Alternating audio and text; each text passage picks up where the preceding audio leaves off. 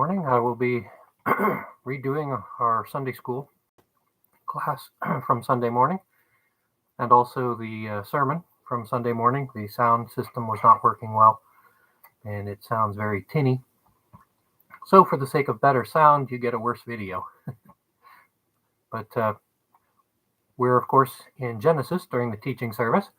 And last week, we studied Genesis chapter 18, verses 16 to 32.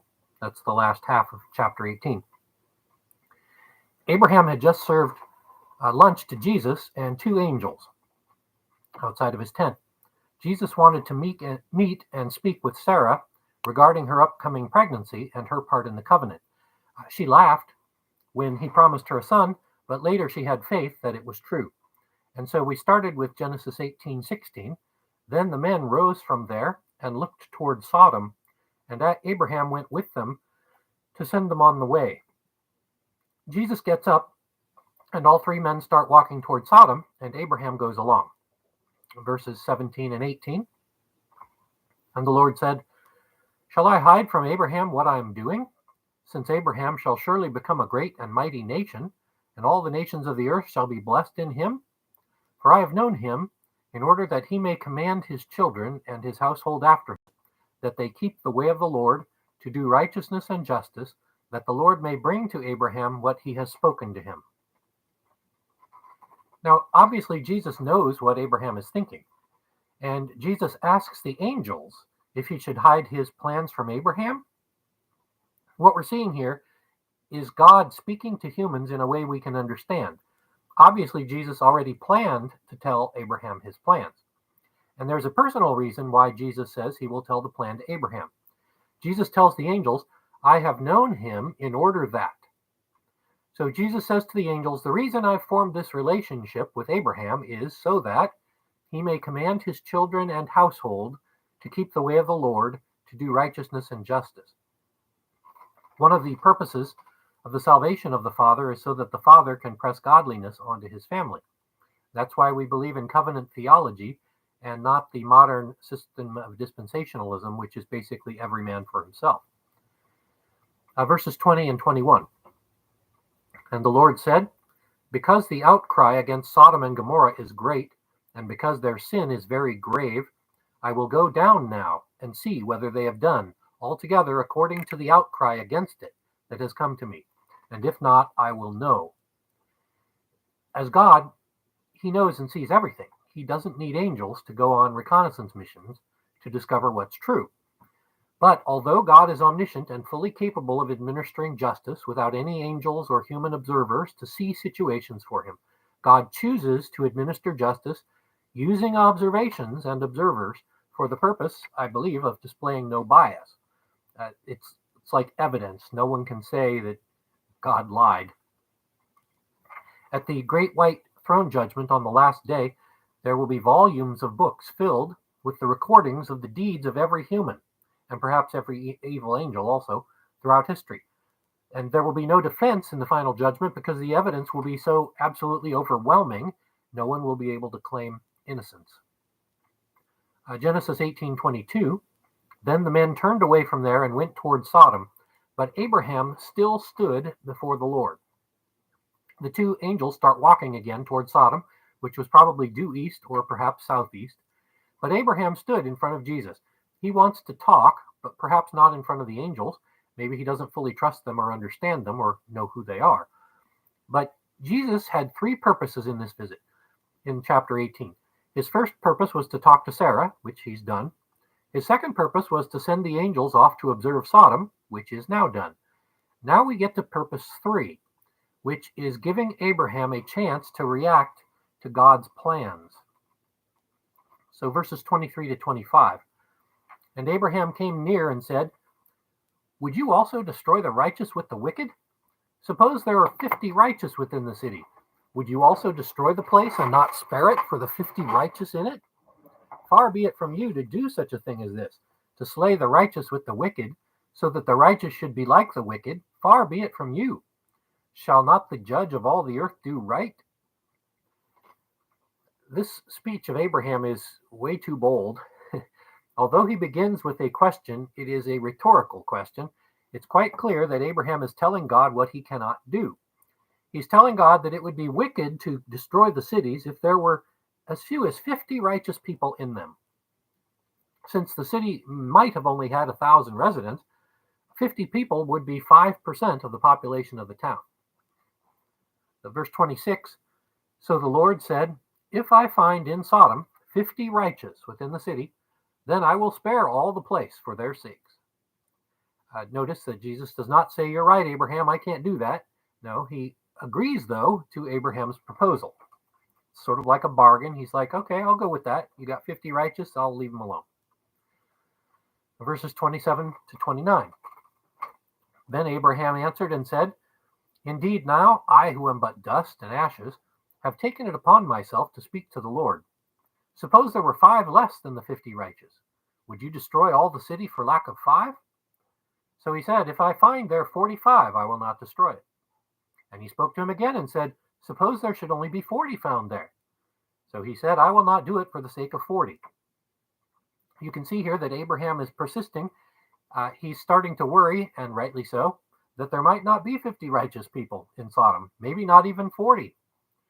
So verses 30 and 31. Then he said, let not the Lord be angry, and I will speak. Suppose only 30 should be found there.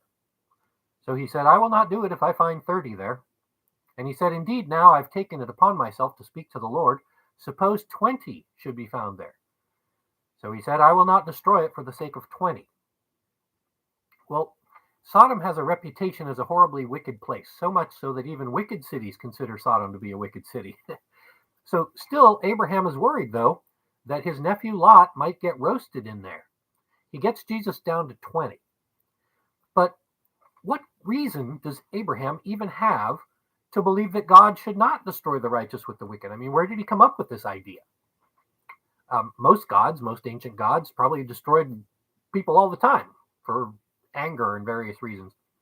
But the reason that Abraham has hope that God may listen to his pleas is quite obvious if you think about it. One ancient event changed the world forever and showed the judgment of God. And it was only a few centuries before Abraham. It was the Great Flood. God was grieved by the wickedness of man on the whole planet. He did not kill the righteous with the wicked, however. God spared Noah and his wife, and their 3 sons and their wives, so 8 people. And God spared at least representatives, a pair of each kind, of the innocent animals to repopulate the earth. So Abraham knows that 8 people were spared from the judgment because they were righteous. God waited at least 100 years as they built a boat so that the innocent could be saved. So Abraham is not just blindly begging for mercy from God, hoping that he'll catch a lucky break. Abraham is growing in faith. He's beginning to realize that Jesus is the same God who made the flood. And if the God who made the flood and talks to me and protects me, and he saved the righteous and destroyed the wicked during the flood, maybe he will also save the righteous and destroy the wicked in Sodom. Because my nephew lives there. This God has a track history of not destroying the righteous with the wicked. So I can ask God for the same treatment because it is God's character. And that's exactly what Jesus was looking for from Abraham. Abraham is developing a relationship with God. He is learning what God is like. This God can be prayed to, and this God will listen. This God is interactive. He's not like the moon god who's silent as a stone. This Jehovah God comes to me in dreams and visions, and he makes promises and covenants with me, and I can ask him for things. So Jesus is teaching Abraham now how to pray as an intercessor. Jesus never hinted to Abraham that he should beg for the lives in Sodom. There were no hints of that. He just told Abraham that Sodom will be toast, and he left it to Abraham to recognize what that means, that Lot will die there when the angels arrive and discover it's wicked. And Abraham does not want his nephew to die, so he prays to God for mercy. And finally, look at the last 2 verses, verses 32 and 33. Then he said, let not the Lord be angry, and I will speak just once more. Suppose only 10 should be found there. And he said, I will not destroy it for the sake of 10. So the Lord went his way as soon as he had finished speaking with Abraham, and Abraham returned to his place. So Lot and his wife and his 2 daughters make 4, assuming they're all righteous, which is not a plain assumption, actually. But Abraham must think that there must be at least a dozen good people in the city. And Jesus agrees to Abram's wish and then leaves. But what we saw in that chapter, chapter 18, is that Abraham is really growing. God will teach you also how to pray and how to live, even without telling you how sometimes. In fact, often. That's because the most effective learning is done by trial and error or by your own experience. It's not done by hearing or reading instructions. That's why the disciples lived with Jesus for almost 3 years, because they needed to observe God living and doing things. Faith is learning to accept God's truth even when you can't see or hear it. You just experience it. Like Abraham, you hear some news, and then you ask God for help with it. You may be able to intercede with God on behalf of your family, and God may deliver them from their likely doom. God wants us to intercede for others, recognizing that it's the mercy of God that is far greater than our own mercy. And God may use our prayers as the means that spur him to save those rebels from destruction. So that concludes the review from last week. Today we start with Genesis chapter 19 in verse 1. The two angels came to Sodom in the evening, and Lot was sitting in the gate of Sodom. When Lot saw them, he rose to meet them and bowed himself with his face to the earth. So the two angels, they left Abraham and Jesus up near Hebron in an evening and arrived at Sodom in an evening. Now the distance from Hebron to Sodom depends on, of course, where Sodom was. Most people think it was south of the Dead Sea, southeast, in which case it would be 20 to 30 miles, perhaps. But if it was due east, which according to a new book I'm reading, which makes a pretty good case for it, it was perhaps only 15 to 20 miles. But still, that means they were walking for at least one day, possibly two, depending on their speed, except that they're angels. They could have cheated and arrived on the same day by flying or teleporting or whatever. They obviously kept walking as long as Abraham watched them go. But they're angels and they don't have to walk. Lot was sitting in the gate, which is not just an opening in a walled city. The gate of a city is also the place where the leaders of the city meet to make rulings and discuss issues and watch people come and go. It is quite possible, even probable, that Lot was a leader of the city, but it's clear he was not well liked. He's probably very rich.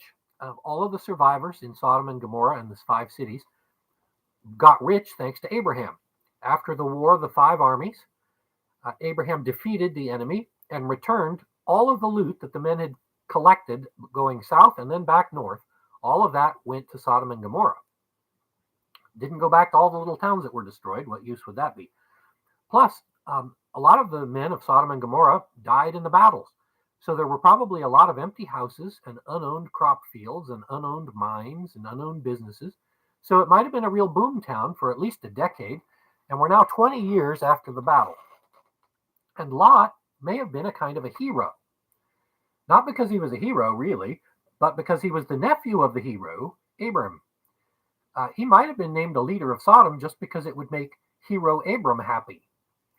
Maybe Lot took over one of the empty houses, and it's clearly one of the biggest houses in town.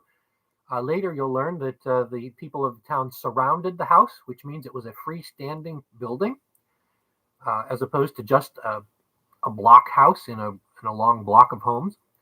And I'm suspecting that he became a businessman, and here's why. Well, he was already a businessman before. He had lots of flocks before. But I suspect he became a man of business in the city. And the reason is that even in a wicked city, there are reasons why evil people tolerate righteous people. And it's not because they like them. It's mainly for selfish reasons, what they can get out of righteous people. It's the same reason why the Jews have been loved and hated forever. Literacy is one part, and honesty is another part. Now, we don't know whether Lot was literate. This is before the Jews had synagogues and did a lot of education. But the people who are righteous are generally honest. In a wicked place, you can't trust anyone. They will cheat and steal from you. Happens all the time. But if you've got a good Jew or a good Christian or a good righteous person, they won't cheat or steal.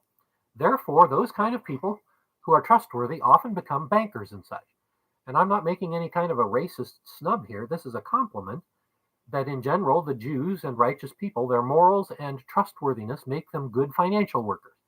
If even wicked people can trust them, that's the kind of people you want running your banking and your business. So I'm just guessing that Lot was involved in the town's business workings, and therefore they've tolerated him for 20 years in this wicked city. Well, Lot's sitting in the gate with the other rulers, and he sees the two angels coming, but he doesn't know that they're angels. He can't, not yet. But why does he bow all the way to the ground like Abraham did? I don't really know. I'm sure it's not because he knew they were angels. We know that from Hebrews 13:2, the very famous verse, "Let brotherly love continue. Do not forget to entertain strangers, for by so doing, some have unwittingly entertained angels." Now, this verse almost certainly refers to Genesis 18 and 19, where Abraham and Lot did not recognize angels and only figured it out later. So perhaps Abram and Lot were just more humble than strangers, because the general tradition was to give a half bow or a quarter bow, while they give a full bow. Maybe they're just extra polite. But unlike the other leaders of the city, Lot arises to meet them and greet them. And this is Genesis 19:2. And he said, "Here now, my lords, please turn into your servant's house and spend the night and wash your feet. Then you may rise early and go on your way." And they said, "No, we will spend the night in this open square." Now it's evening and it's going to be dark soon. Lot offers them a place to stay the night before continuing their journey the next day. And in fact, it's interesting, he almost implies that you guys should get up early and head out early, because he knows the danger that's coming. But the angels were ordered by Jesus to go and see how wicked Sodom is. If they sleep in the market square in the middle of town or near the gate, after all the food merchants have gone and the markets are closed, it might demonstrate the city's nightlife. You know that most, or at least a high degree of evil, occurs at night. It's probably subconscious, but it's also practical, knowing that you're less likely to be seen or get caught doing evils while many others are sleeping. But Lot assumes these guys are normal people and that they're just clueless, they're naive about how evil Sodom is. And he begs them to come with him into his home instead of sleeping out in the open square. Verse 3. But he insisted strongly, so they turned into him and entered his house. Then he made them a feast and baked unleavened bread, and they ate. I wish we had more details about their dinner conversation. I guess in heaven we'll get to find out what was said. But you just wonder, what do angels say when they're talking about the news? Do they have small talk? How's your family? How's the weather? What do you think about those Mets? I mean, do they know anything about the locals so they can talk, or were they just quiet? But anyway, Lot made them a feast. However, it also says he baked unleavened bread. Now that's interesting. Many Jewish writers and commentators have discussed this passage, and they have some interesting and helpful ideas. First of all, notice how hurried and desperate Lot is to get these men off the street and out of the gate and into his home quickly. And also, Lot is telling them they can get up early and leave for an early start tomorrow morning. It's pretty clear that Lot knew that something bad could and possibly would happen to them. These attractive young men show up in this wicked city. Now, baking unleavened bread, that was later done for Passover as a practical symbol of their hurry out of Egypt. But that's exactly the point. Baking unleavened bread is fast. It takes away the long hours of waiting for the leaven in the bread to rise. So Lot makes them a fast meal. Why? So they can go to bed early and rise early to get out of Sodom before they get into trouble. The evil people who cavort all night will eventually tire and go to bed in the morning, and then the men can get on their way. He's trying to be hospitable, but he's also trying to hurry them along to get them out of town. So they eat hard matzah bread, round hard bread, unlike the fine cakes that Sarah had made for them a day or two before. Now the next verses.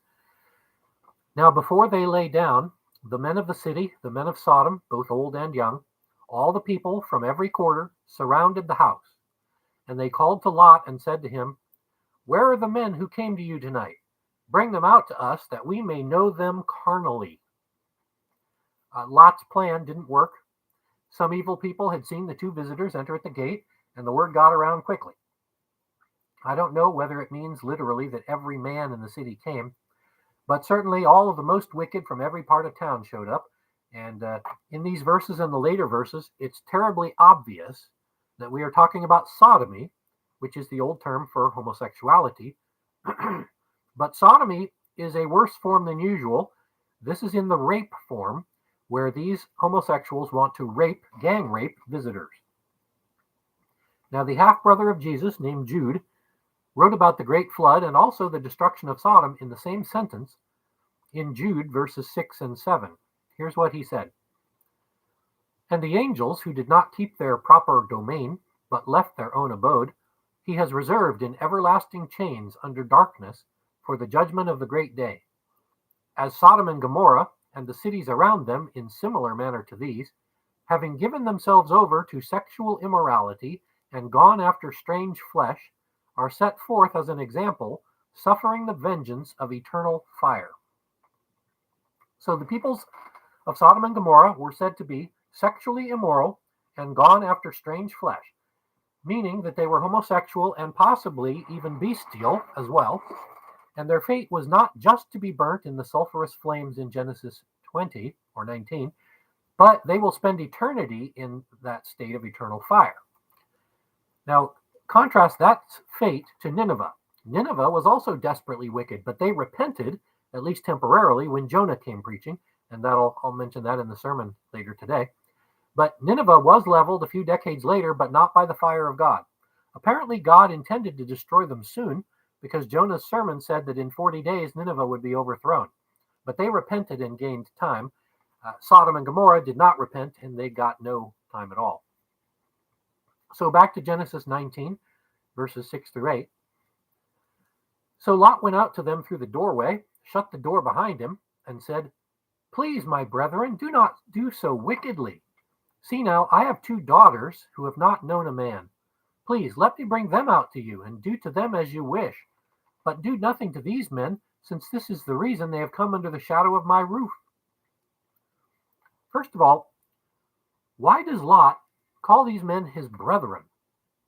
Perhaps because he was one of their leaders. I believe that. But obviously they didn't much respect him, as you'll see in the next verses. Lot had lived there for about 25 years now. His wife is probably from Sodom. I hadn't noticed before, but if you think about it, Lot was never mentioned until this chapter as being married or having kids. When he chose to go to Sodom, it was for the lovely farmland for his sheep to eat, and apparently he was a single man. But apparently he met a lady there, and now he has 2 teenage girls who are still virgins. You will learn soon that they are engaged to be married, so they're probably 13 to 15 years old. That means that they were born after Abraham saved Lot and returned the loot to Sodom. So after Lot came back, he got married and had a couple of girls, but now Lot offers these wicked men his daughters instead of the visitors. Now, a lot of people have trouble with that, and of course you should. It's a horrible thing. But you do have to understand the concept of protecting and hospitality in the East. In an Eastern society, if someone is in your home, you are obligated to protect them at the cost even of your own life. Guests become your responsibility even more than your own family. It's rotten, but it's true. Even the promise, though, of young virgin girls cannot appease homosexual rapists. They don't want girls, they want pretty boys. And Genesis 19, 9 through 11 is the last of the verses we will study today. So here's what the mob says. They said, Stand back. And they said, This one came in to stay here, and he keeps acting like a judge. Now we will deal worse with you than with them. So they pressed hard against the man Lot and came near to break down the door. But the men reached out their hands and pulled Lot into the house with them and shut the door. And then they struck the men who were at the doorway of the house with blindness, both small and great, so that they became weary trying to find the door.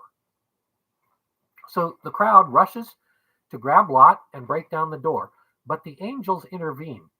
It says that they pull Lot into the house, they close the door, and then they strike the men outside with blindness. Now, it's hard to imagine, but the evil of these people is so deep that even though they're now blind, they're still trying to find the door. You would think that Losing your vision might awaken you to your danger and cause you some consternation. But if you're in a complete rapist frenzy, you apparently care for nothing except fulfilling your lusts. Even blind, you're going to try to find the pretty boys so you can get pleasure from them, even if you can't see them. That's how evil these men were. It almost sounds demonic. Well, in our woke culture, there has been a long and concerted effort in the last 10 years to downplay or even remove all biblical objections to homosexuality in any form. So these verses and many others are reinterpreted and retranslated to justify their particular beloved sins. And one of the most popular ways is by quoting later Bible texts to say that the sin of Sodom was not really homosexuality, it was lack of hospitality. Yeah, that's why God rained fire down from heaven, is because they were not very nice. The most popular verse that they use is from Ezekiel 16. So if you turn over to Ezekiel 16, we're going to look at verses 48 and 49. God is telling the Jews at this point, while they were in Babylon, in fact, that they are more wicked than old Sodom. So Ezekiel 16, verses 48 and 49. As I live, says the Lord God, neither your sister Sodom nor her daughters have done as you and your daughters have done. Look, this was the iniquity of your sister Sodom. She and her daughter had pride, fullness of food, abundance of idleness. Neither did she strengthen the hand of the poor and needy. So according to the liberals and the woke crowd, the real sin of Sodom was not so bad. It was just pride and gluttony and idleness and lack of hospitality. Sure, and they leave off verse 50 on purpose. So now look at verse 50. And they were haughty and committed abominations before me. Therefore I took them away as I saw fit. Now, what's an abomination? An abomination is a sin deserving death. So God tags that on, that the Sodomites were not only proud, gluttonous, idle, inhospitable, but they were committing deadly sins. And that's exactly what God said he would do to such sinners. So turn over now to Leviticus chapter 18. This is a list in the Mosaic Covenant. Leviticus 18 is a list of many of the death penalty sins, fatal sins, you might call them. So look at Leviticus 18, verses 22 to 25. These are just some of the sins that God calls abominations in the Old Covenant. Verses 22 to 25. You shall not lie with a male as with a woman. It is an abomination. Nor shall you mate with any animal to defile yourself with it.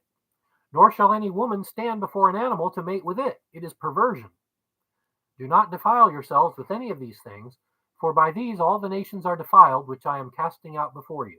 For the land is defiled, therefore I visit the punishment of its iniquity upon it, and the land vomits out its inhabitants. Okay, so God says there are some sins that are much worse than others, that they are abominations and perversions. And some of the ones he lists here are homosexuality and bestiality as two sins that defile the land, and God calls perversions. And he says, because these sins defile the land, and because the land belongs to me, I will bring judgments and wipe the wicked off the land. Now, I'm not saying that we should do the theonomist plan to reinstitute the Old Testament code and execute the wicked for homosexuality. What I am saying, though, is that God himself despises sodomy and judges it severely. Even though God's general model since the coming of Christ has been to judge individuals more often than groups, I cannot say with certainty that that includes giving groups of perverts a free pass. Whether by disease or other means of judgment, God may indeed bring harm to them, and there would be no effort necessary by any righteous persons. We're not judges, and we have no intention of harming anybody. But God may destroy them himself. Although we do have to consider also the model that Jesus gave us, which is that usually he just brings the righteous out and then destroys the wicked. So perhaps we haven't reached the critical threshold where there's enough perverts and abominations alive in the cities to completely destroy those cities. It's hard to say. But Sodom was so bad that even the New Testament remembers them. They are the model of a wicked city. God mentions their evil in Deuteronomy 32, but we'll skip that one.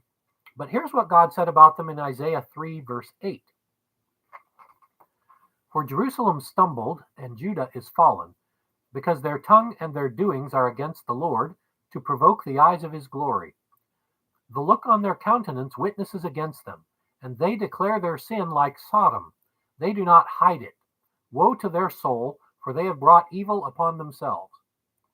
So one thing God says about the Sodomites is they made no attempt to hide their wickedness. You see, when only a small number of perverts live among the righteous, the perverts hide out of embarrassment or fear. But when a moderate number of evildoers are around, they become more bold and they don't have to hide anymore.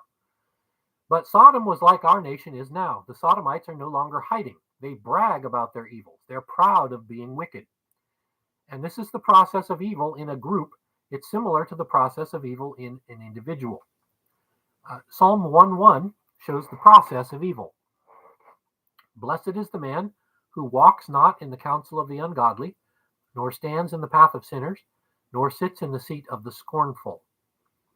The sinner starts by walking toward ungodliness. This is kind of what Proverbs chapter 1 is saying, where the wise man warns the young fool not to walk by the home of the prostitute because he'll see her and be tempted. So first he walks toward it, but then he stands there to enjoy it longer. He wants a good long look. But finally he sits and he wallows in it like a pig in a trough who can't get enough. In other words, a pervert has seared his or her own soul. The conscience has been trampled so often that it no longer functions in a pervert. Good and bad is only what makes him or her feel good or feel bad. And that is now what our culture and our schools teach us is the definition of good or bad. It's what you feel. If you are made to feel bad because a Christian believes that sodomy is wrong, that means Christians are hateful homophobes.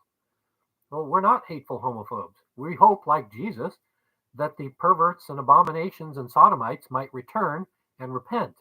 And then we can rejoice like the shepherd who finds the lost sheep or the woman who finds the lost coin. Heaven rejoices when a pervert is saved just as much as it rejoices when any lost soul finds Jesus. But another thing I want you to notice about Psalm 1:1 is that each level of sin is described in a group. As good Westerners and capitalists, we tend to think only about individuals. But the truth is that God designed humans to work in groups, in family groups, in clan groups, and in national groups. We were designed in the image of God to have dominion, that is, to be an authority and protect and improve the planet as God's kingdom, as a group. But we failed. So now our dominion is mostly corrupted. Family groups are corrupted, clans are corrupted, nations are corrupted. And yet it is the power of the group that strengthens either virtue or wickedness. A group of Christians together as a church can be a powerful tool for godliness. But a group of wicked humans gathered together can be and is often a terrifying tool for evil. Culture is the ultimate consequence of group influence. If enough people start thinking the same way and spread the news, others are convinced and a sort of tidal wave can occur. The media jumps on board to promote the new idea, and eventually the idea may become accepted by almost everybody. So let's just take a silly example, practical one, like daily bathing, or for most of you, it's showering. It has for decades been a cultural mantra that people should shower every day. But the truth is, it's merely a cultural preference. Most people in the world only shower a few times a week, unless, of course, they get dirty or smelly. But our cultural hatred of bad smells makes us assume that more showering is better, because the more you shower, the less you smell. But scientific studies show that showering or bathing every day dries out your skin, kills all the helpful bioorganisms that increase your immunity to diseases, and may even harm your hair and cause it to fall out eventually. But even though science says that bathing every day is probably bad, most people who claim to believe in science, it doesn't change their minds because it's become a habit. Once your daily bathing is a habit, you keep it up your whole life. And then you start to feel your conscience has been changed. You start to feel ashamed even if you don't take a shower every day, even though it's just a false cultural shame. It's not a godly shame of a true informed conscience. What I'm saying, though, is that group evil, corporate sin, is the widespread and pervasive agreement at a cultural level, even subconscious, that evil is acceptable because everyone does it, or everyone believes it, or everyone practices it. People in the United States have come to believe in just the last 10 years that sodomy, homosexuality, is not only normal, but it is good. How did that happen so quickly? How did that happen in a decade? Well, there's a number of reasons, but the media promoted it and the public schools teach it. It's entirely cultural. In most parts of the world, perversions and abominations are still called perversions and abominations. This group sin is seen in the Bible a few times, but it's rarely preached on or taught. Let me just give you a couple of let's start with Colossians 2:8. I'm going to show you just two passages that talk about group evil. Colossians 2:8 is one of the best of them. Beware lest anyone cheat you through philosophy and empty deceit, according to the tradition of men, according to the basic principles of the world, and not according to Christ.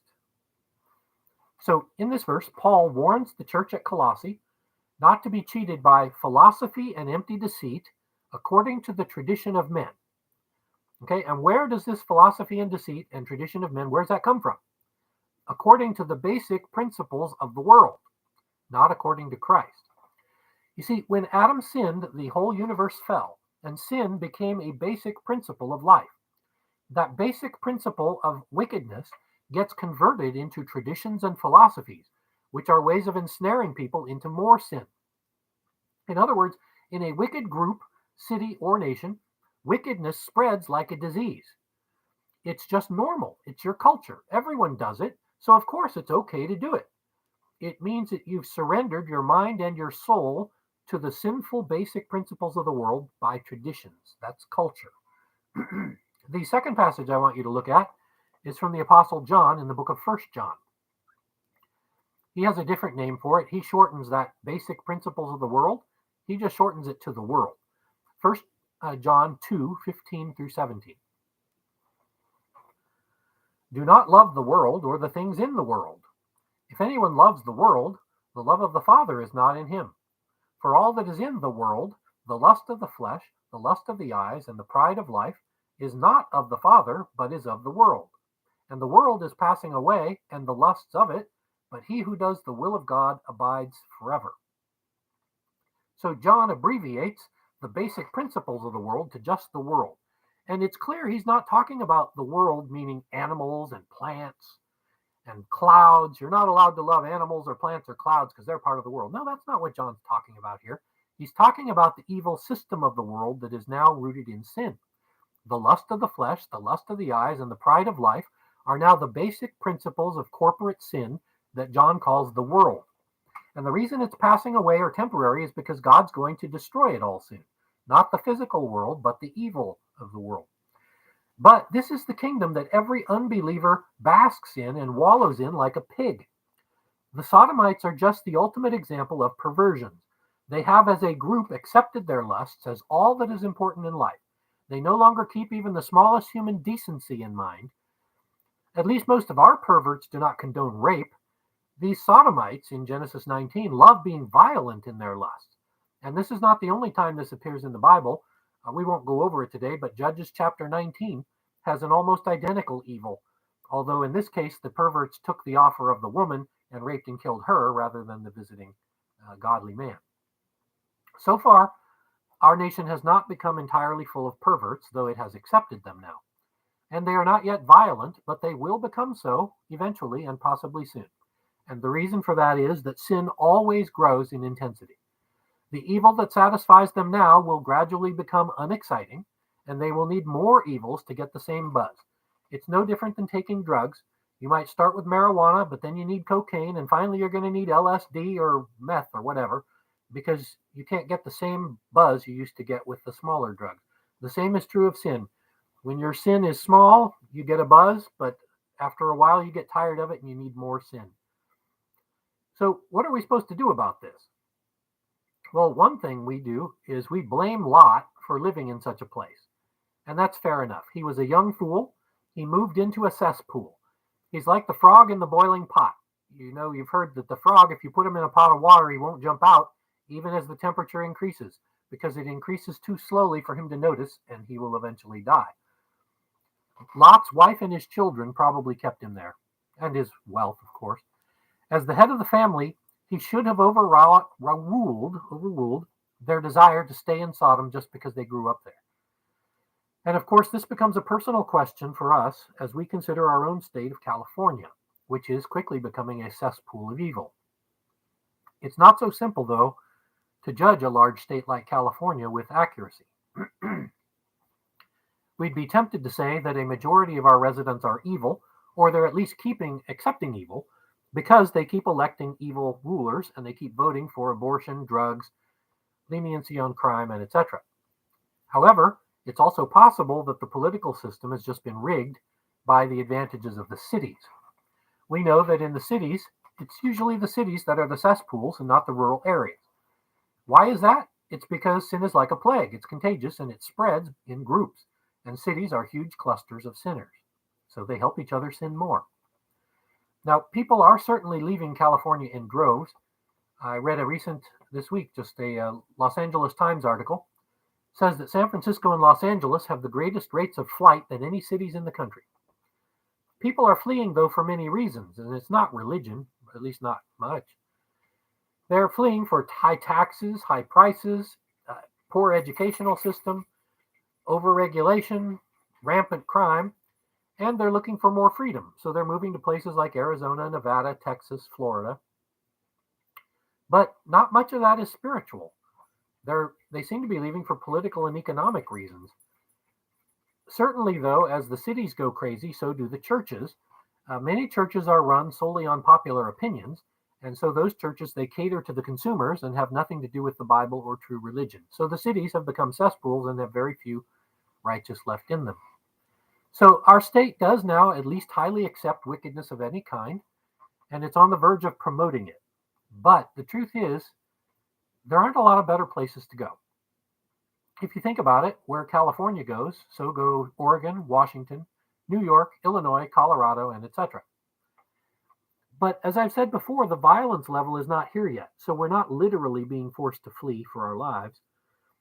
Lot should have left before the perversions reached this violent level. It's amazing to think that Abraham, living among the Canaanites, was living in a far better place than Lot in Sodom. So all we can do is, at least for now, be the best salt and light as possible. God may somehow deal with the wickedness in his own ways, in ways we can't predict or assist. And so next week we will continue with the story of Sodom and Lot.